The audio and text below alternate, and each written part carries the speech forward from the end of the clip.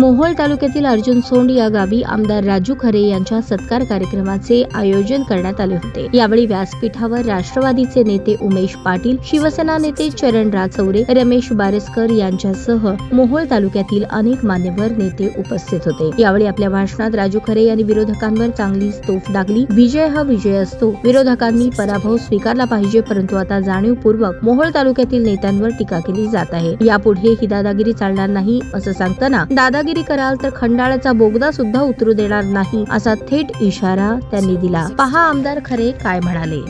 बघा, उमेश दादावरती खालच्या पातळीवरती टीका, चरणराजवरती टीका, विजयराज डोंगरेंची टीका, बाळासाहेब आपल्यावर टीका, रमेश बारेस्करांवरती टीका।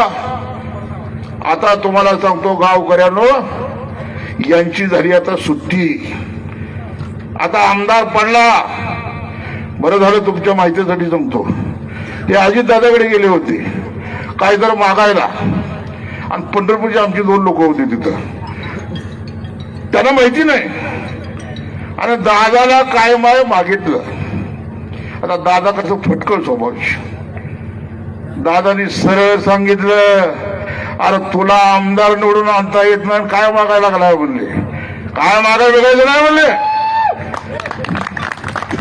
2 कार्टी आणि ही माझी आमदार रिटर्न मोहोळकर, आणि मग पत गेलेला माणूस आमच्यावरती बेचून आरोप करतो। मोहोळमध्ये तब्बल 15,000 मतदान झालं मोहोळ शहरामध्ये, आणि त्यातलं 12,000 मतदान मला पडलं।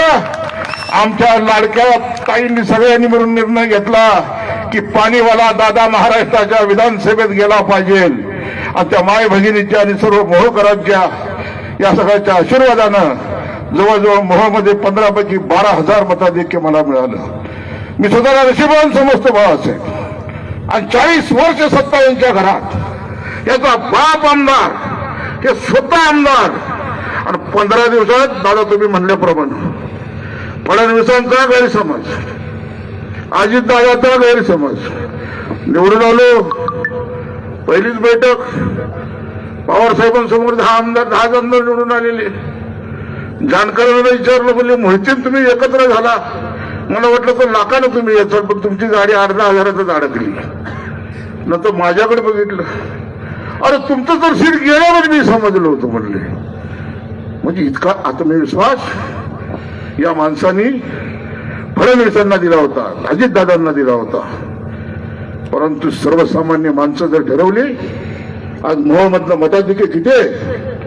27,702 मताचं मताधिक्य मला मिळालं, म्हणजे 28,000 मताधिक्याने दादा मोहोळ तालुक्याने यांना 4 मुंड्याचित केलंय। पंढरपूरच्या तालुक्यातल्या 17 गावातून 2,000 मताधिक्य, आणि उत्तर मधनं 450 मताचं मताधिक्य। दादा खरा नैतिक पराभव हा त्यांचा विधानसभेला झालेला आहे, आणि पायाखाली वाळू गेल्यानंतर आज बेचित आरोप करतायत। पण मी बाळासाहेबांचा सैनिक आहे, लक्षात ठेवा, जर दादागिरी करताल तर खंडाळ्याचा बोगदा सुद्धा उतरू देणार नाही, लक्षात ठेवा।